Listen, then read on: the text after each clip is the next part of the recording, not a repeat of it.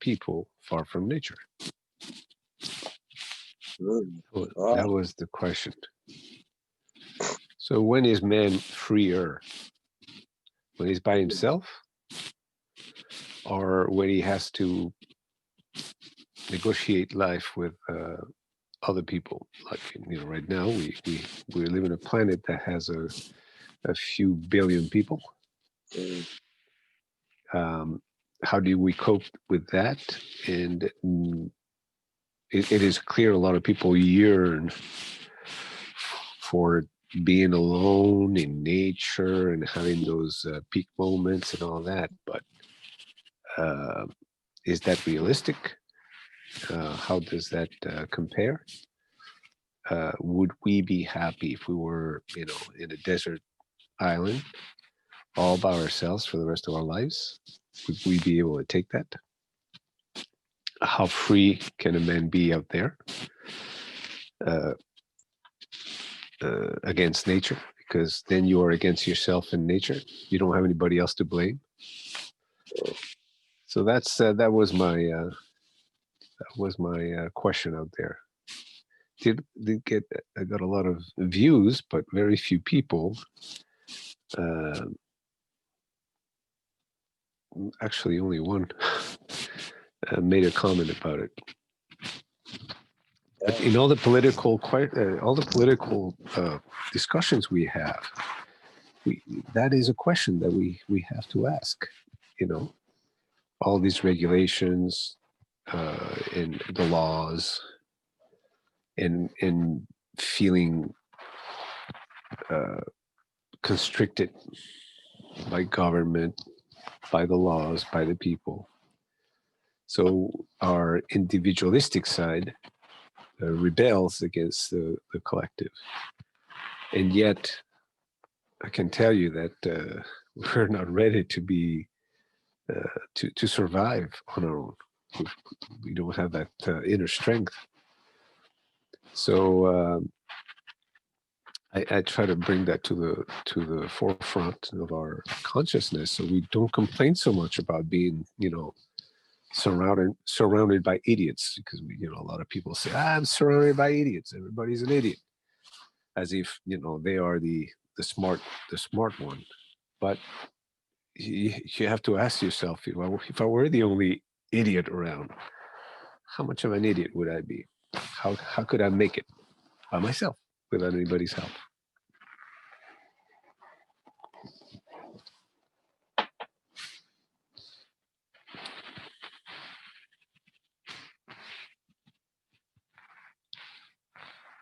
That was one question. Then I had a video. I found a video, a short interview, or at least a short segment of an interview with psychiatrist Eric Fromm. And it was a beautiful thing.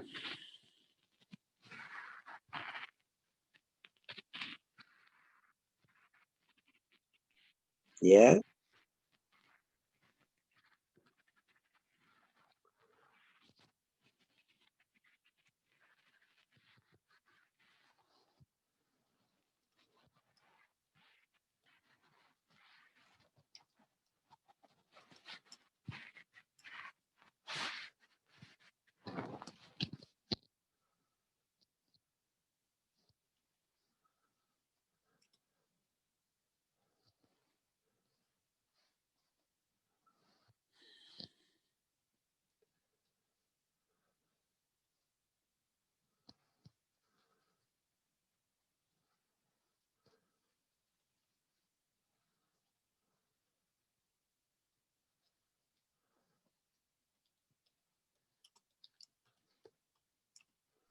Are you looking for it? Yes, can I?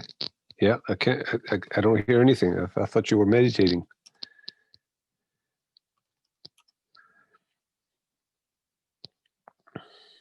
No, I mute myself. Yeah, if you go on YouTube, you'll find a YouTube video there. I'm answering a message that I just got while we wait for people to.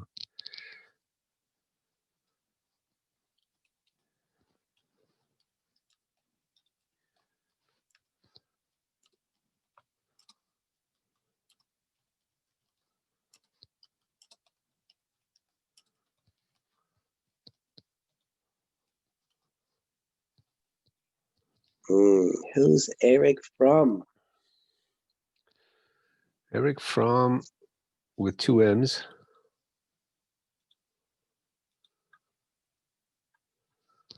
Eric Fromm, it was a German social psychologist.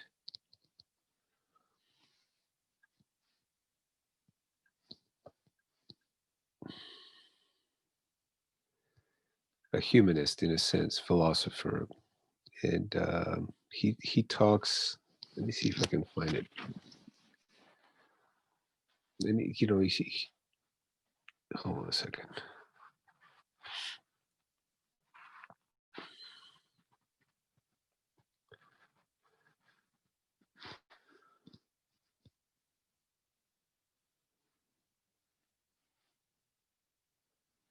Let's see if I can find it.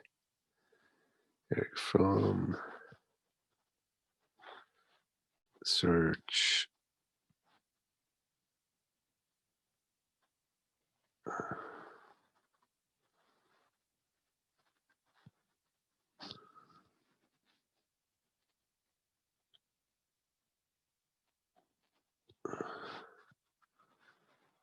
Happy normal. Normal people. Okay, here it is. I am going to send it to you.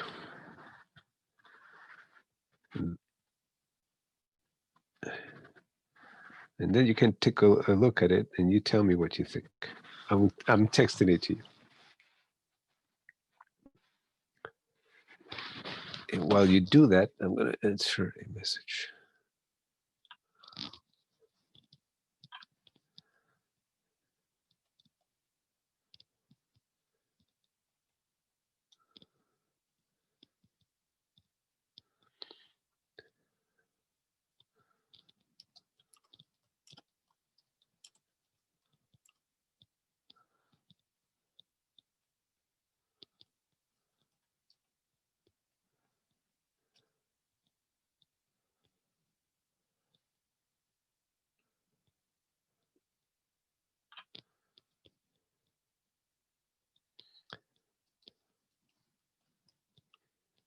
Did you send it? Yes, I did. I don't I see sent it. it through text. No, can you send it to Zoom through the chat? Can I? That's a good question. More? Chat, raise hand, meetings, minimize. No. Yes, in the chat.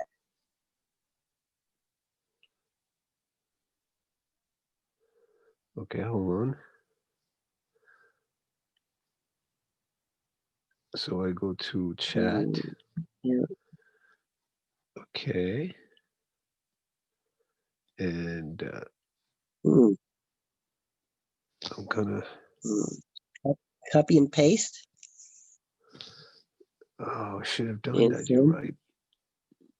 You have all the tricks in the book, don't you? Hold on. Let me find it again. Oh, here it is. Okay, so I do this. And where is it?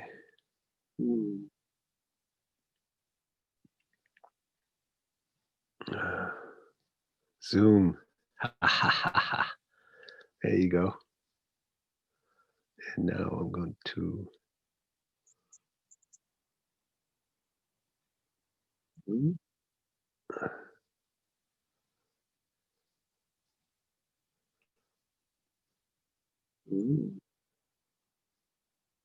I don't see it. Me neither. Go to chat and tap it and then paste it and then send. Hold on. So I'm going to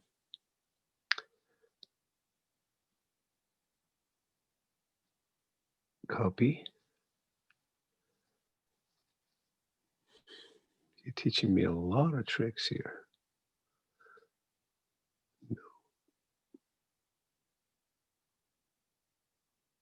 No, didn't work.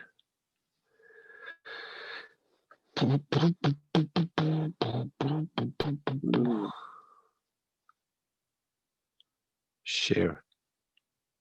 No, send. Email. Don't you see chat in Zoom? More? Wait a minute. I think I was able to copy. And now I can go to the Zoom and the chat and paste. I think I got it. Boom. Oh, finally.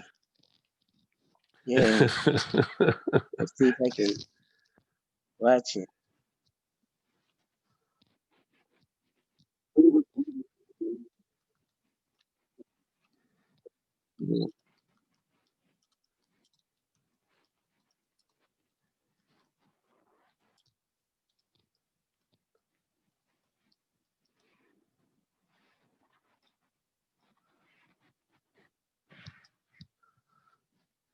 Mm,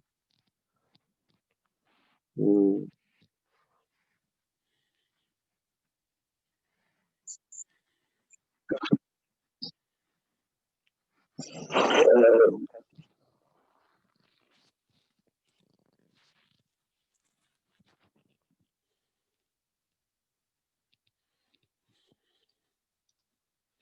Mm.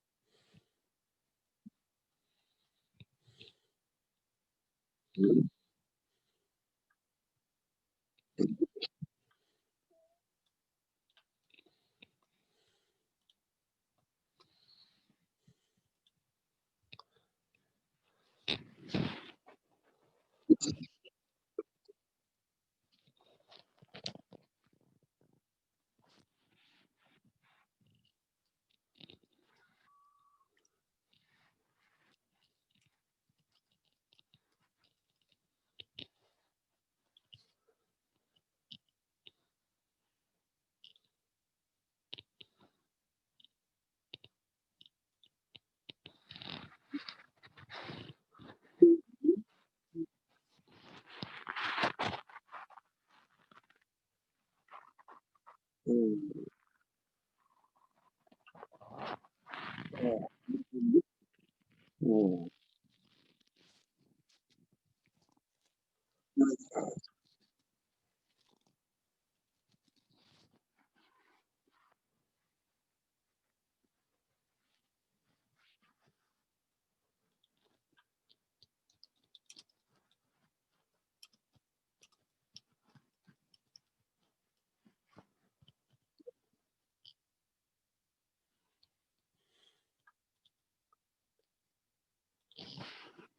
You listening to it?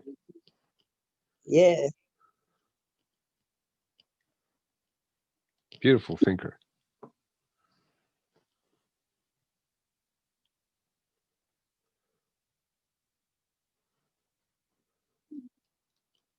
I noticed somebody's knocking at the door. Wonderful. More the merrier. David, you're muted. Hey, I made it. Good morning, David. How are you? Fine. How are you doing? Doing good. Doing good. Good, good. Happy Saturday. Happy New Year. All that good stuff, right? All that good stuff. I'm trying not to say Happy New Year because, when I look around, I don't think it's going to be happy. It's going to be a fucking cluster. But Well, that's every day, all the at time. the same, anyway. yeah. What's So the difference, you know? I wish everybody an ataraxic year. Yeah. A year full of ataraxia. People go, what? And I say, well, it's mental peace, but that takes a lot of work. Yeah, for sure. A phenomenal internal discipline. Yeah, exactly, exactly. Where's Jairo? He is here, but I think he's not saying anything right now. I shared a Well, video on the chat from an old interview from Eric Fromm, a German psychologist that talks about happy, normal people. So this has to do with what we're talking about. And it's well worth, it's not long, so it's well worth looking at it and see what he says about normal people, happy people, and the cognitive dissonance that we feel in modern society anymore. I think, um, I don't know what's going on. I got this stupid thing in the middle of my thing here. I just got rid of it. Okay. Yeah. Yeah. What happened to Iro's video? I mean, what we're talking about today, what Iro brought up, or happiness, or what? Uh, I don't know exactly what Jairo had in mind for the theme of the day. existence, existence, being, be in the world and not of it. Existence. Right. Okay. Good. I don't know. I thought that was good topic. The thing is, yes, I took and you also published a video, about an hour-long video too, right, Iro?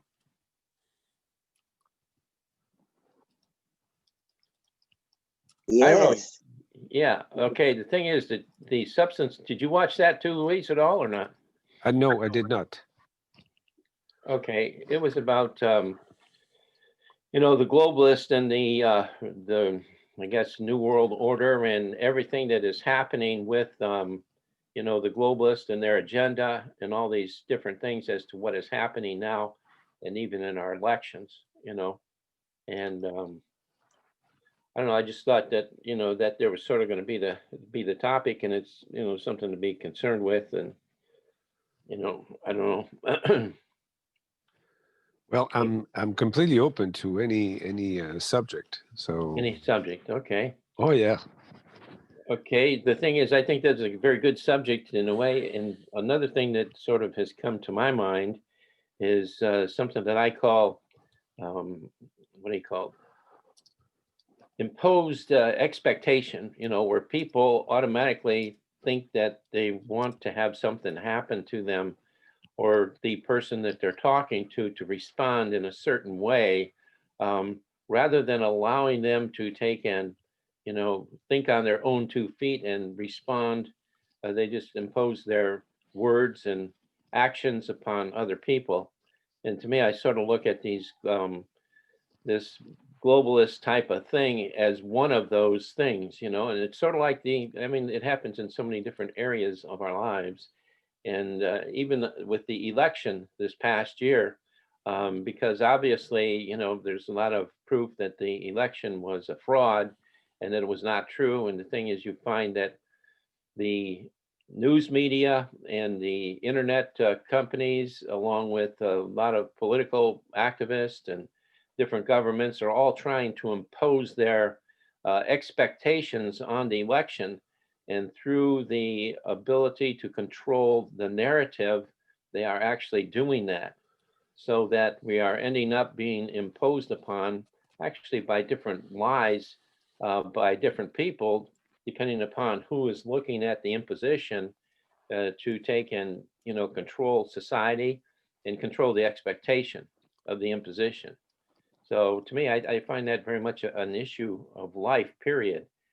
Because, for example, myself, when I say something, I sort of impose my values when I open my mouth and talk upon other people. My values are to ask questions and to have an open discussion and to learn from it, whatever a person can learn from in their own way.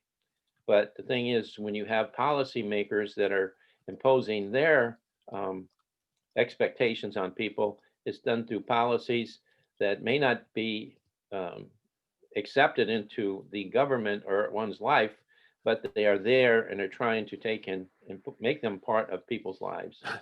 The same as with, I just explained one of mine, impositions is that impose the idea of asking questions. And like Louise, I hear Louise say about this idea of work, to have some kind of a work program where people will have something to do if they want to go to work or whatever. To me, these are ideals that are from each of us that become imposed upon other people just by the idea of opening our mouths. Mm. And it happens in so many different ways. So just throwing that out there as to what you might think. Yes. This past week, I was writing the difference in the distinctions between power and authority. So it's a little bit that people impose themselves, power imposes itself on us, but there can be power without authority. And that's where we need to distinguish that, the imposition of somebody else's power does not make that power right, just, or equanimous. Right, but the thing is, all power is originated in some authority. I don't see that there's a difference between power and authority, because there is an origination, even if it's a natural origination of power that is authored by nature, or if there's a power that's authored by people, or Of course, and yes. government too. A hurricane has power over me, but it Right. has no intention, so you cannot say it's an authority. The yes, human power. Wait a second. The thing is, it is authored. It's authored by nature. Yes, but not authority in the sense that it's made by nature. Authority in the sense, the true etymology of the word. I mean, there are some there's questions about that, but one of the senses that I like to give to authority is that something that makes me grow, something that gives me growth. Authority, a man of authority, or a government with authority, is a government that does policies that empower and help people grow and thrive, et cetera, et cetera. So I'd like to see that distinction. There's also, the thing is, they empower people to destroy themselves as well. I mean, those two elements are always involved in, both sides of the conversation. And to me, the thing is, I think that, when you're looking at authority, authority, the word actually means authorship. It's authored by something. And like a hurricane is authored by nature, through the composition of man breaks it down into their own words of, maybe two fronts coming together in a low pressure area, creating all these scientific things that create a hurricane or whatever the event might be. But it's authored by its creator. And the thing is, I believe that, authorship, it exists in governments and it exists in people, and all these creators are somewhat different from each other. And the only thing is, when you take and say power, what gives anything power is the people that sort of agree politically with the authority and with the policy of that authority gives them power. But without the political people supporting the authorship of a policy, that has no power. Mm-hmm. Mm-hmm. So how do you deal with that as an individual? Well, each individual has got to look at life in a different way, because the thing is, to me, there's a separation between, the authorship of creativity or nature, whatever you want to call it, and the authorship of people. People's authorship begins when you come out of the womb, and depending upon who is your teacher, they are actually the author of your personality and the author of who you become, period. In other words, your environment. So the thing is, a person has to realize, number one, to deal with the difference of the authorships of people versus the authorships of nature itself. And oneself. Huh? And oneself, right? Well, the oneself is one to figure that has to figure this stuff out. Right. I mean, so what I mean by that is, although we are ourselves in our environment, our history, the culture that we grow into, and all the authorships that are imposed on us, yeah. At the end of the day, the question is, well, can I, out of all that, can I create or generate my own authorship? Can I take control of myself, even though I am the result of a historic series of traditions, cultures, memes, and influences, educational or whatever it is? You see where I'm going with this? That the Yes. whole bulk of the history of an individual then generates within the individual, from the individual, its own authorship. Can we consider that? Right, but the thing is, I think that each person is sort of limited, and the only way to consider that and to take and move forward with that in any person is to ask questions, because questioning is a foundation for understanding. And if a person is unwilling to take and ask questions of themselves, they're unable to take and see what that conditioning and their authorship actually is. So I It, agree with you. and there's no Question way first. there's no way that they can possibly change. So the thing is, whatever they've been authored to do and be by society, they remain in that position until the point of asking a question about themselves and their own authorship. Is Yeah. it possible for them to change? So first you question, I agree with you. So meaning that you study, you look, you research, you analyze, you categorize, and then you make analogies, I would think. I don't know exactly. There's a guy called Douglas Hofstadter that talks about analogical consciousness. And he feels very strong that, and like you are saying, we first perceive, then we categorize, then we cognate, then we question, and then we make analogies. How do you take it from questioning? What comes after questioning? Well, good. It's not. I don't use the word analogy. I use the word analytical. Okay, so question, then an analysis. Yeah, absolutely. I mean, that's what we basically do with a question is we take and analyze it. But the thing is, our analyzation usually reverts back to our authorization. And our authorization is what we're authored with. So the thing is, the hard part is to looking into that authorization that each one of us has, to see the reality of it. Mm-hmm. Sort of like you take the coronavirus now, because the narrative is so strong, to, hey, you got to wear a mask and you got to do this and everything. People look for authorities to take and guide them. And you got 50% of the, probably more than that, media, which is putting out this thing that, hey, you have to wear a mask, you have to be distanced by 6 feet, and don't get together in large crowds and this and that and everything. And they take and create policies for this. Well, these are authorizations that are created by government people. But the thing is, if you take and break it down as to what your own experience of authorization is, as to saying, well, like this is talking about basically a flu. I've had flu all my life. And then you take and analyze it to a point, well, if I get the flu, I get the flu. And no matter if this is a bad one, well, the thing is, I'm going to die. If I don't, I live. And you have these two different types of thought that are creating a way of thinking. And inside of the individual, I mean, nobody is exempt from either one of these authorships. So it's up to the individual to analyze and come to a conclusion as to what they think is actually right regarding, the creation of the policy.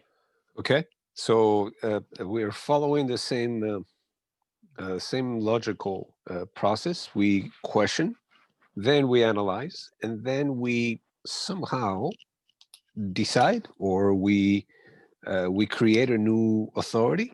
So we create our Well, own authority by saying, hey, this is absolutely wrong, or this is not right, or this should be like this or like that. So from questioning and analysis comes realization, maybe, and then yeah, from realization comes authority again, yeah. self-authority. But you might say throw the word individual on the front of that because it Of is an course. individual Yeah, realization. we're talking about ourselves here. This is internal Right, dialogue. So right. out, around all the authorities and all the memes and all the cultures and all the stuff, all the media and all this stuff, then we receive all that and we create this self-authority. Right. Okay, we That's right. agree 100%. Yep. Yep. Yeah, we do. And the thing is, that's how how things are created and things are changed through different groups and also through governments, you know. And the worst thing that any of us can ever do is it all breaks down to one simple thing. I don't care if you're a religious person or whatever. Is the thing is it true or is it not true to what your authority actually is? And that's Aha. something that becomes more difficult to break down Yes. and to Yes. actually see because of the environmental authority that's imposed upon each one of us and how different it is because what may be Yeah. true in one area and group of people may not be true with another group of people. I understand perfectly what you're saying. And the beauty, because that's me. What we're describing is my own worldview. Uh-huh. I look around, I study, I ponder, I analyze, I question, and then I realize I create my own self authority, and I decide what is right, what is wrong. I give myself the freedom to think that something is right from one perspective or wrong from the other. I'm very open minded in the way I realize and the way I create self authority is through super perspectivism. It's a beautiful tool where it gives me the freedom to agree to disagree with myself and others. Because somebody says, "Well, this is wrong," from which perspective, or is there something absolutely wrong from any perspective? You know, for example, killing is wrong, No, but maybe it's not. Maybe it's but not it's wrong. right. But it's right if you're killing an enemy or you're defending your life. So Right. I mean, the it's thing is, always there may be important. circumstances where that's That's not that's right. wrong, but it's right. So every authority somehow, so every truth is somehow predicated on the perspective from which we are approaching that truth, and it's very important to have that freedom. Otherwise, we get stuck against walls, just concepts that we cannot jump over. We can't go around them because we do not apply super perspectivism, and Yeah. that to me Well, is a very important. yeah. Well, you use that, and I don't disagree with it, but like recently here, look at the thing is something that is what do they call it? Imposed expectation, I may call it, because the thing is, everybody's environment is different, and the thing is, the expectation from that authority, okay, is different. So we all come to different conclusions. Just like if you take a person regarding what you say about having everybody go to work or something, to me, work is something that people either enjoy or they don't enjoy. And to them, some people, it's just part of life. For example, a person that has created their own business and created their own success and everything, to them, going to work is not work. It's just something that they love. Sort of like being married to the most beautiful woman in the world that treats you every way what you could ever possibly expect. And that's the way that people that are, uh, you know, corporate people that love their work look at living, period, and doing their job. Whereas other people, to them it's a chore just to go to work, and they sometimes don't even know what they're doing when they're going to work, as far as what kind of work to go and do. So, in the situation like you refer to as, having a place where everybody can find some kind of meaningful work, it's really great. But all these variable authorities exist in our world that allow, people to take and have opinion and doing whatever they want to, really. Some people are confined to their house or whatever and just play games all day long. That's their life. I mean, the thing is, all these different things that people spend their time doing adds the variety of understanding that actually comes to our lives. Because if we all did the very same thing, you'd never learn anything. Mhm. Yep. It is clear that should not be allowed. I always say, no money for nothing, Well, no sometimes no people help don't. for nothing. sometimes people don't work for money, even that, just like this past week, I had this rider. It was really sort of a weird situation. The guy grew up in Jamaica. He was a Jamaican fella. And then for some reason he moved to London, lived in London for a long time.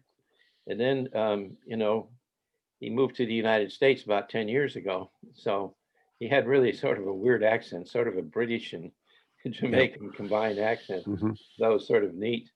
But he was saying to me, he says, well, this world and this country that we live in here is really, really sort of messed up. He says, I really prefer, he says, going back to the days of when I lived in Jamaica. And he said, the thing is, we did not have all these different things. He says, we were able to grow our garden and grow our food. And, we'd go to the beach and go swimming and do all these different things. And, the thing is, Jamaica evidently was not a true democracy or whatever, you know.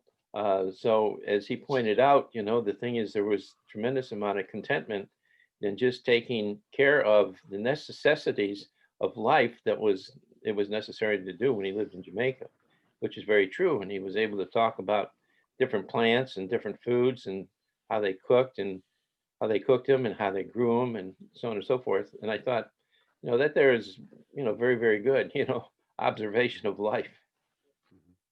Indeed, But indeed. At the end of the day, each human being tries to go back to the soil, the nature. don't try to, it happens. Well, some people cannot. They're stuck in a city, and they yearn for nature, touching the soil, and the dirt, and being in contact with nature. But a lot of people cannot do that. They don't have it around. All But right. each human being has that intuition of what it feels to be in nature, to be one with nature, to Right. be nature. Well, I think that's the goal, and that's the authority that we all should be looking at, is the authority of nature, and then taking and making that analysis between the authority of nature and also the authority of people, which evolves into different kinds of governments.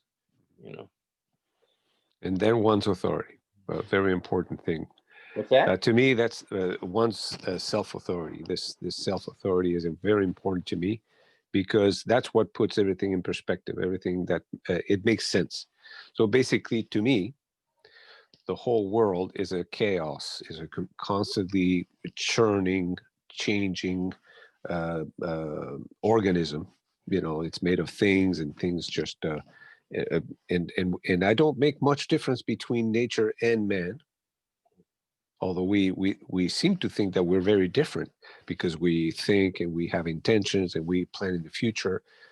The complexity of our consciousness or awareness tends to make us think we're different from a mosquito, but we are not any different from anything else in the world and in reality. We just happen to be more complex in the way we perceive things, and we have what we call intentionality, which we believe that animals don't have, but we don't know for sure, or at least they have a lower level of intentionality. Another thing we see in ourselves, we don't like to see it, but that's the way it is. We are able to injure and kill for no good reason. So, but we're still nature. And to me, it's important to see this from the dirt level, from the nature level, which I am. I am nature. So I when I touch dirt and the ground, and I'm breathing the air, and I look at the trees, and I am looking at myself in a sense, and I take that all the way to the infinite, which is another problem that human beings typically collide with: the idea of infinity, or the infinitesimal, something that is infinitely small. Or they have a problem with the void, the emptiness, the vacuum. Some philosophers said that nature abhors the vacuum. And in a sense, they were right, because quantum mechanics has proven that zero zero state, the vacuum only exists for a very tiny fraction of time, and then something pops out of it. Some energy just comes out of nothing. So I like to take this this very, very, very wide perspective on being, which is the theme that Jairo came up with. Being, I think it was being and happiness. So I like to take all this questioning, analysis, realization, and self-authority to make it all encompassing, from the infinitesimal to the infinite, and thus eternal, because you and make it my self-authority. So I individually, with respect to the whole, to the collective or nature, to call it that way, I somehow make sense. I organize the chaos, me You're only personally, yeah, but you're only making sense to yourself. I mean, to myself, because right, how but can the I, people, how, yes, but see that this is the another thing that somebody says, well, I got my stuff together, yeah. and they try to organize everybody else, and it's impossible. It's Well, that's impossible. true. You know, that's true. So Because the only thing is, when you're talking and trying to take and gain general consensus with any kind of topic or authority about anything, you have to speak on a level that the common people can take and understand. You know, when people start talking about infinity and all this other stuff, you know, most people don't get into that sort of hell, thing. you You try know, to tell him to floss once a day and brush twice a day, and eat properly and exercise. It doesn't happen either. So it doesn't matter if you talk about eternity, or if you talk about the metabolic syndrome, or if you talk about anything. At the end of the yeah, day, nobody, each one of them has to have our self-authority, because you can share ideas, you can talk about it, but each one is going to make up their own mind. yeah, that's very true. You know, that's just like, you know, the Bible, for example. I mean, everybody goes back in the beginning and they say, well, you know, how did God create this and do all that? You know, to me, you can get lost in its own authority in itself by trying to take and come to some kind of a reasonable, literal explanation to that. You know, so for me, my reality of the whole thing is that this is a story that is meant to be understood individually and Mhm. accepted individually. It's not something that can be literalized. It's something that has to be realized. Well, So not accepted, I would say, but interpreted individually. Yes, yeah, right. Each person has to have their own interpretation, another word right. for it. So, but the only thing is, to take and deny that there's any substance there is sort of ludicrous as well, because of the fact that, you know, to me, I find that the Bible and the Genesis story actually gives a foundation for understanding words. And the thing is, the words and the understanding that exists there is something that's very much accepted by our society, in that we identify things according to their kind. So the thing is, there, to me, I find tremendous substance in the Genesis story, because it really identifies a format for people to follow.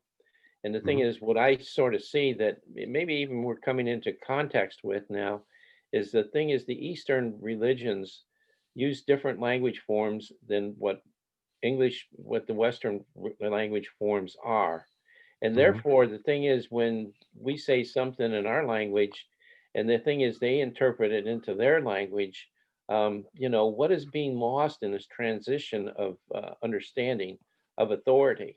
You know, are they capable of even understanding a riddle, a parable, and analogies, meta, metaphors, or different things of that nature? I mean, do they have those things in their language that they can communicate? Are they just work off from, you know, literal understanding, or something like that, or an understanding that I'm totally not aware of? You know, so when you bring languages together, from even from within the Latin languages, you know, they are somewhat different as their presentation, and I think they're different as to their understanding, which on one hand creates a difference in the authority of the way they live, of their government, of their policies, and our policies too. So, I just explore this thought, more than I explore infinity, because infinity is something that, it's there, and I have no I'm not nature myself. I'm just a part of nature. So I can't understand the depths of infinity. And I have no desire to do so because it has no application to my life. Well, again, each individual understands reality in itself in its own way. To Right. me, for many years, I mean, for many years, until I was in my 40s, I didn't even, infinity was a word for me. Right. A word. It had no bearing or bearings on my life. The moment that I started asking questions of uh, non-conventional nature, like should I go to work earlier? Should I do this? Should I, manage this that way or this way, etc. The trivial, mundane questions, the politics of life at the small level. The moment that I started questions beyond that, trying to understand the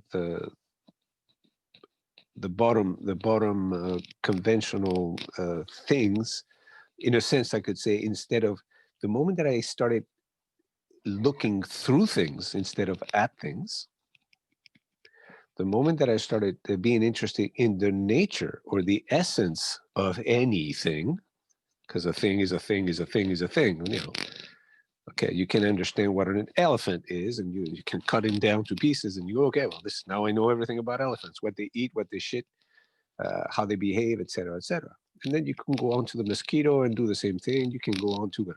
But a thing is a thing is a thing. The moment that I started being interested in the common denominator of anything, let's put it that way. So instead of getting stuck on one thing or another, I kind of went between them or through them, trying to see beyond things. Then the idea of space, time, eternity, infinity came to the forefront of my investigation, my questioning, my analysis. In a sense, I started asking questions beyond being and non-being, and that's where my whole whole way of thinking changed. And where before I was not interested in eternity and infinity, I was interested in the elephant, the rabbit, the job, paying taxes, my neighbor, buying a car, getting a red car, a white car, or whatever. Then my whole understanding, my whole awareness was changed. I became, in a sense, a transcendental thinker rather than a conventional thinker. You see? So I can understand what you're saying. Is infinity has no importance to me. I don't care. Only if you don't ask the question. So what happens? What happens? In forever. Let me ask you a question again here. This has a little different, and more has to do with Jairo's video that he asked us to look at this past week, which is what they call the Great Reset. And I don't know how familiar you might be with this or not, but the thing is, there's what do you call it? Policies, and there's authorities that want to take and reset our financial, the way we do our finances, the way we take and use money. Okay, and there's one thing that I quite don't understand how they're going to do this, but this is something that boils down to Donald Trump and his perception of it, and also the globalist as well, in which they want to take and change our whole money system in what they call the Great Reset, because the financial, the Federal Reserve Bank is actually owned by a few families. And the thing is, there's a lot of people that feel that this is This is not a good thing. And the thing is, right now, they're at almost zero interest rate. So the thing is, it's not a financially feasible thing for the people that actually own these financial institutions. So my question is, what do you think is going to happen in the future with the money of the different nations? Will there be one money, and what kind of money will that be? Because right now, when you're talking about cryptocurrency, okay, cryptocurrency is sort of something I think a lot of people just don't understand, but that all boils back to its value of being at the value of a dollar. So the thing is, how can they get rid of the dollar without having an impact upon the cryptocurrency?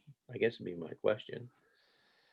Uh, I would recommend reading about the euro, how 15 or 20 different countries, different monies became one. In the transition, when the euro started, 15 or 20 different currencies disappeared and became one. Right. So I'm not a financial expert. I can tell you what happened to our lives when we went from the peseta in Spain to the euro. Just to give a simple mathematics, we used to use the pesetas in Spain. It was the national currency. And then at a certain day, they said, you get rid of your pesetas, go to the bank and exchange them, and we're going to start issuing dollars. So basically, we bought euros with our pesetas. Right. And then the pesetas became obsolete, just like the French franc. Right. They had to, so the authority, the European community, the authority, the association of countries said, okay, this is where we're going to do it. They did a central bank, the European Central Bank, that printed euros, and they said, okay, give me all your individual currencies, and we're going to give you so much per each one of them. They did, that was negotiated, of course, because that's how it's always worked. The dollar is worth 1.15 Canadian dollars. Right. And it's a negotiation. Two authorities decide, hey, how much is I want it a little bit more expensive or less expensive. That has to do with trade, imports, exports. Yeah, but the thing is, what they're talking about now is a global value. Yes. So how do you take and put that together? You do the same thing they did with the European. So there's going to be one planetary authority, one planetary bank that's going to say, hey, I'm going to do, the new currency is going to call Gaia, the mythological name of Earth, Right. from the Greeks. And this big authority, which is going to be a whole bunch of people getting together and negotiating, is going to say, all right, the Gaia, if you want to buy a Gaia, you need to give me $1. Maybe a Gaia is going to be worth $1. Maybe that's, I don't know. I don't know how they're going to, if that's negotiated at the very top, the very powerful people negotiate, that's the way we're going to do it. And we, the people, we have to take it because we have no power whatsoever. So they would do exactly the same thing they did. A Gaia would be printed, and they would say, okay, I'm going to give me all your currencies because by January 1st, 2025, for example, your currency is not going to be worth anything, because the only currency accepted by everybody in all the stores, in all the businesses, in all the government is going to be the Gaia. Well, they're talking, say, about not even using any kind of paper money or physical money. Oh, that's without a doubt. That's without a doubt. So Electronic. basically, up until now, the legal tender was a piece of paper that said this is worth $1 or this is worth $20, and you would exchange them based on that. But now, because of the electronic power of communications, we can do those transactions without paper. It's like sending a document to somebody else without printing it. An email is Right. pretty much Well, that's what a happens. legal tender. Legal Right. tender. Right. So what happens then? One thing is for sure: with the elimination of cash, you eliminate freedom, Yeah. because right now you can do anything with your cash. You don't have to tell anybody. This is a transaction between two individuals, and that transaction doesn't have to be recorded. Right. All the illegal drug deals are done in cash. They don't use credit cards for that. Everything is done in, anything illegal is able to be done without trace because of the cash system. Yeah, but they do that though, even electronically as well. Things are done. Not necessarily. Well, electronically, you can check who got it and who bought it. Yeah, but Who even bought right and who now, sold. say like even right now with this last election, they can electronically know how the fraud and stuff was altered. But because of the narrative, okay, the narrative that exists, the thing is that truth there's not coming out. But think about this for a second. The difference between printed and electronic. Okay. Yeah. When you do a ballot, and you put the little circles in that is printed. That is manual. That there's no traceability on that. Yes, there is. They keep the ballot. That becomes electronic, but I could do 20 ballots and put them in there. Manually, there's no way to trace that. Once it becomes electronic, you count for it, and then it becomes a number. But you don't know who did it. Yeah, but the only thing is, you see, like the what's sort of wrong. I mean, this all goes back to Bill Gates and Microsoft. Is that all these algorithms are all these code? What do you call them? They're not codes. But anyway, the way the computers are designed and created, okay, they can be hacked into. In the same way is true with say like your bank account and so on and so forth. They try to take and make it as secure as possible, Yep. but because of the computer, okay, and the vulnerabilities of the computer, the thing is it can be hacked into and people can get into your account, ruin your life, and do all Yeah. kinds of different. For every system, there's a cheater. Well, that's what I'm saying. So the thing is, like either way it goes, to think that one is not going to be worked around and the other is, I don't see any difference because even in illegal things are going to work a way around it electronically, as much as they do with the paper. But the only thing is, if somebody has currency on them, it does give them more freedom in their personal life, to reward people or not to reward people in a way that may be something that nature has created. It's all about control. Yeah, I know. An author Anything said, electronic is controlled. So right. anybody can, you put something on the internet and it's controlled by somebody. I mean, you're in the system, you're in the grid. Yeah, Well, if you want to be, did you watch the movie Enemy of the State?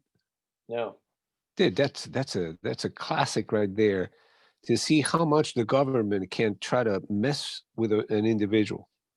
Like a powerful politician has all the power at his disposal to mess around with somebody, it's because been demonstrated the past 4 years. and the beauty of this, there's a guy there that's outside the system. He doesn't use computers.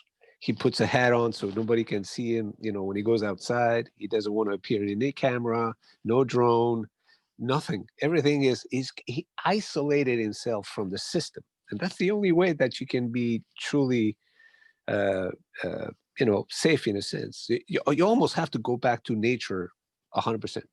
Like, imagine yourself in the Sahara Desert. Well, maybe that's a solution. Well, it's a personal decision. It's a personal decision. Say, But the I thing is, don't want to be. I don't want to be part of this system. I'm out of here. And you go live in the rainforest or in a desert where there's nobody around. You have to survive by yourself. That's it. You have to eat lizards. That's all you're going to find. And do whatever. You're going to have to find your own water. But you are in total control of your life. So it's a personal decision, yes, to leave the grid. Yep. Yep. A lot of people fantasize about that. They say, I'm going to get myself a little lot of land away from everybody, my private property, which is not really free because you always have to pay property taxes. Yep. So in a sense, you have to hide yourself in nature where nobody sees you, nobody knows you're there, you're not accountable to anybody. Right. And then you live on your own like a freaking animal. But you're still a human being, of course. Nobody can take away your knowledge and your history.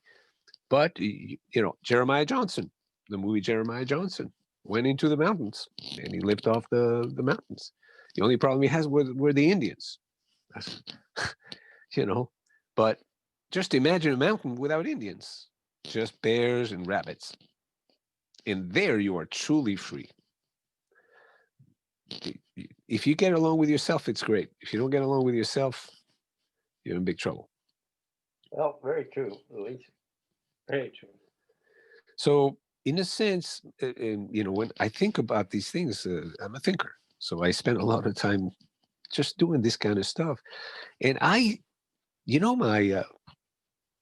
my way out of jail, like in Monopoly, you collect go directly, collect $200. Don't pay the $200. Go directly to start or whatever. So bypassing jail. To me, bypassing jail is bypassing the system, but not physically. Because bypassing the system physically is I have to go to a place by myself in the middle of nowhere in the Gobi Desert, where I'm going to have to fend for myself by myself. Is the therapy worse than the disease? I would think so. It would be a lot of strife for me. So my escape is mental. When people live in their own authority of their own creation created by society, how is that any different than a person going out and living in the desert like that? Correct. So this is my escape from jail is here. Right. Not physical. I still have to pay my taxes. I still have to put up with policies. I still have to put up with my neighbors. I still have to, with the healthcare system, I still have to go to work, put up with my boss, put up with everybody, put out fires, get my check, pay my taxes. But all along, in my mind, I am free. All along, I transcend the trivial. I transcend things, like I was telling you. I transcend things, people, systems, rules, etc., etc. I conform conventionally to them, but transcendentally, I am free of them. I'm bigger. Yeah, I am free. And that's a mental. It's a mental exercise. It's an abstract freedom. See, so in the material, I am localized. In my mind, I am non-localized. I have freed myself. I have affranchised myself. That's a French word, affranchi. That means that I am beyond the system. I am beyond the rules because I transcend them. Even though I play in them, it's like I play the game of football. I follow the rules, I pass, I do the countdowns and all that and all that. But in my mind, I don't care because I don't care if I win, I lose, or it's a tie. I am beyond that. Right. I have transcended it. And all transcendent is necessarily of mental nature. Matter cannot transcend itself. That's the beauty of the human. That's the beauty of the human mind, that it is infinite in nature, infinite and eternal in nature, but only in mentally, not physically. You see? I don't know. It depends on how you take and define it. I know. I know. So you can say that I'm completely crazy. What's that? You could say I'm completely crazy by saying that I'm free. And no, you're not free. And I said, yes, I am free. But it's just a matter of different perspective. I am not free from the mundane, trivial plane of, I'm still subjected to gravity. I'm still subjected to the four forces of the universe: gravity, electromagnetism, the weak force, and the strong force. I'm still subjected to that. But mentally, and in self-awareness, I am, in a way, the authority. I use all that to create my own sense. I am the organizer. I am the organizer of the chaos. And that's necessarily a mental, Alan Watts says it beautifully when he says that the mind is its own jail, Yeah. its own trap. Well, if I am my own trap, I am also my own liberator. All I have to do is turn the switch, open up, and get outside of myself. So thinking outside the box is the same expression as a mind stepping out of itself. Right. That is this is the absolute liberation of the mind, through the mind, out of the mind. Yeah. And it's necessarily something so subtle and abstract that many people go, "What the hell are you talking about? You're just a regular Joe." Yes, I am. Conventionally, yes. In my mind, I am gone, thus gone. Gate, paragate. That's how they describe an enlightened Buddha. Gone, thus gone. So he's still there. He's still there, taking a shit under a tree. But that consciousness, that self-awareness is beyond, is localized, delocalized. That's the way I think. I guess it gives me a lot of pleasure. It gives me a lot of pleasure because I do have a true sense of freedom. While I'm, like you and I were just in the same plane. Right. Well, Luis, I gotta get going here. Okay. So I don't It know. was very pleasureful, Yeah. very pleasurable to talk about this. Yeah, I know. Good topics. We usually have something good that comes out of something. So. All right. Well, listen, have a Okay. good weekend, and we'll see you next Saturday. Okay, sounds good, Luis. Okay. I think Jairo disappeared. I don't know where the hell he is. I don't know where he went. I to. think he's gone, thus gone. Yeah, I think so too. Okay, we'll see you next week. Take care.